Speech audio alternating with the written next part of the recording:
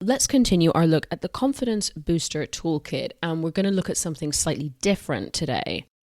You know those awkward moments when your colleague says something, but you don't really know what to say or how to fill the gap. So you kind of sit there just hoping that they will move on to the next topic. It feels a little bit awkward, doesn't it? Because in your own language, you'd have like a super quick little comment that you would say, but in English, you don't really have those kind of quick responses. That was essentially the inspiration behind including a section in Toolkit called Lightspeed responses. In today's episode, I'm going to walk you through one of the practical activities from this section so you can see what it's like and how it can benefit you. Let's crack on then and get you practicing some vocabulary that's hopefully going to boost your confidence.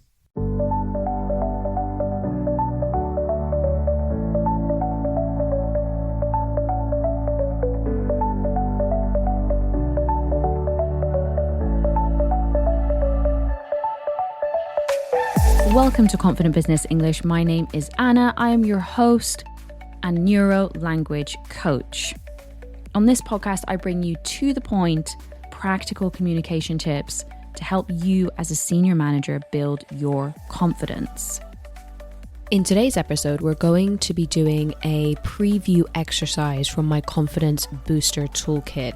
And if you want to get access to the full module so that you can practice for free as a bonus, then sign up and become a free member. The link to do so is in the show notes. If you join as a free member alongside 8,000 other professionals, you're also going to get a very special offer when I release this toolkit next week and a little bonus as well. So don't wait around. If you want to get that special offer, make sure you sign up, become a free member today, and stay tuned to the updates in the newsletter. So coming back to what I was touching on in the introduction, the million-dollar question, I guess then, is how do you build up the confidence to speak more? Well, the first thing is you need the technical things of what to say. You also need to know, and this is particularly important for you as a very conscientious person, you need to know that what you're saying is right. If you don't know that what you're saying is right, you're not going to take the risk to say it in front of all your colleagues at a team meeting, for example. You're not going to take that risk because you don't want to look like an idiot. I completely understand it. And the only way to get there is to practice the vocab. It's very unlikely if you see something once, you're like, oh great, perfect, I'll just start using it all the time. It's a process. This was the thought behind the Confidence Booster Toolkit, is giving you the practice with the vocabulary so you can be like, okay, perfect, I know it sounds good, I know it's right, and then it makes it more likely that you'll actually use it and not use the same words all the time. I think it's also really important to stress here that you have to remember it's not the vocabulary that you want. The vocabulary is just a vehicle. What you want is to connect with people. You want to have a productive conversation with your colleague from Manchester or from Amsterdam. You want it to go well, you want to connect with them, and you want to build a relationship. And making sure that you have a fluid conversation that feels natural is just going to help you feel like that went really well. And I felt like I could contribute to that conversation. And it didn't feel like I was being silent at certain points because I didn't have the words that I wanted to say. That is what the toolkit is all about. It's not necessarily going to solve all your problems around confidence, but it's certainly going to give you a boost. And that's what we are aiming for. So what are we going to have a look at in today's episode? I'm going to share a module with you from the Lightspeed responses section. This is essentially training you on those kind of short little phrases that you can say in response to your colleagues. And the reason I wanted to include it is because I really found that a lot of people lacked this type of vocabulary. And they would also tell me, they're like, I don't know how to say these quick sentences, responses that end up sounding really natural. I've cherry-picked a module for you, which is practicing responses with specific verbs like think, imagine, and hope. And in a business context, I think it's just a big payoff in the sense that if you can learn these, you'll be able to use them again and again. The first audio you're going to hear is a series of questions with a corresponding response. The idea behind this is that as you get more confident with the vocabulary, you can actually say the response yourself without the audio. There's two versions of the audio in the toolkit. One is the full version with the question and the response, and then the pure version, which is just the question, and then you can, wherever you are out loud, practice saying the response. You might hear this vocab the first time and think, wow, some of that sounds quite straightforward.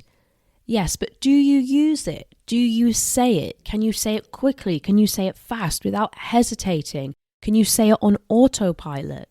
That's what we're aiming for. I'm not asking you if you can understand these phrases. I'm saying, can you say it without thinking, without stressing about it, in the moment? First time, just listen to this. Don't worry if it sounds really fast, the questions especially. It's supposed to be like that. I want it to be challenging. I want to push you. Let's go. Will John be at the conference as well? I imagine so. Will it be in London like last time? I guess so. Will we have to give a presentation again? Yeah, I think so. Will there be awards at the end like last time? Yeah, I expect so. Will the CEO be giving out the awards like last time? I assume so, yeah. By the way, is John actually moving to IT? I believe so, yeah. Well, at least he'll be getting a better salary.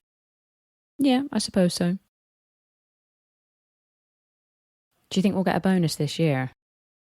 I don't know, I hope so though. Do you think there'll be lots of questions after the presentation tomorrow? Well, I hope not. Do you think there's going to be a break in the middle, in the sessions? Let's hope so. Do you think they're going to ask us to stand up and tell us something interesting about ourselves? I don't know, let's hope not. I think they might make us do that group work again like we did last year. I really hope not. Oh, really? But I like the group work. Fair enough. It's just not my cup of tea. On the plus side, I do think they are giving out those really good gift bags we got last year. I hope so. They were great. That's the full audio exercise from start to finish. So let me go back and pick out a few bits. The reason I wanted to include this was many people make a common mistake here, and rather than saying I imagine so, for example, or I think so, or I guess so, what they'll say is I think yes, I imagine yes. Is it a major mistake? Is somebody going to die? Oh, absolutely not. I completely understand you. But as a more advanced speaker, you want to be getting these things right. It's the little things that can make a difference. You'll also notice there's a lot of variety, right? There's a lot of words you can add to your vocabulary here. I assume so, I believe so, I expect so, I imagine so. You've got a pattern, you've got a template that you can use. These are also just those little things that just add that touch and help you feel more natural, closer to how you would actually interact in your own language. For example, if I take sentence number 11, do you think they're going to ask us to stand up and tell us something interesting about ourselves? You know those questions where it's like, okay, everybody stand up and let's go around the room and everybody say something interesting about themselves. I mean, really, is that not just the worst question ever? These ironic and funny comments are things we say all the time in our own languages to build rapport and to connect with people. So this is giving you a little bit of that extra touch, let's say. I also want to very quickly highlight fair enough. You're going to hear that pop up as one of the quick responses. Fair enough. It's just not my cup of tea. Fair enough is a good one to learn, both for saying and also for understanding. It just means, okay, that's reasonable. It's quite colloquial, it's quite informal, but a good one to know and one to practice if you want to sound a little bit more advanced. Here we go then. This time what I'm going to do is I'm going to give you the audio, but you're only going to hear the question and you have to give the response. Don't worry if it's not the same as the one before. The idea is that with the exercise you would improve and then you'd get to a point where you could just do it automatically without thinking. So wherever you are, maybe you're in the car, in which case you can shout out the answers. If not, if you're somewhere where you can't speak, you can do it in your head. But the important point is that you're actually saying these things. It's going to help you learn them more effectively. It's going to help them stick.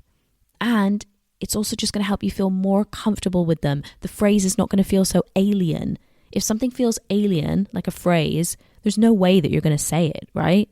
You have to build up your confidence with the phrase before you actually use it. So here we go. You want to use the phrases in here. Let's practice them. Will John be at the conference as well? Will it be in London like last time? Will we have to give a presentation again? Will there be awards at the end like last time? Will the CEO be giving out the awards like last time? By the way, is John actually moving to IT? Well, at least he'll be getting a better salary. Do you think we'll get a bonus this year? Do you think there'll be lots of questions after the presentation tomorrow? Do you think there's going to be a break in the middle in the sessions? Do you think they're going to ask us to stand up and tell us something interesting about ourselves? I think they might make us do that group work again like we did last year. Oh, really? But I like the group work. On the plus side, I do think they are giving out those really good gift bags we got last year. All right, that was your preview of the Lightspeed responses section of the Confidence Booster Toolkit. Next week, I'm going to give you the final preview, which is of the advanced verb swap section. Then I'm going to tell you about how you can get your own copy of the toolkit and you can start learning these phrases yourself. If you want to get a very special offer and discount on the toolkit, I'm going to be offering it to free members of the podcast. If you want to sign up and join today, go to the link in the show notes of this episode. Just as last week as well, if you want to get a full copy of this exercise, I'll be giving that to you if you're a free member. So if you want the copy of the exercise that we did today in the podcast that you can go away and do whenever you want, then sign up and become a free member now. Thank you as always for squeezing me into your very busy week. I really enjoyed that. I hope you did too. And I will see you again next week. Bye-bye.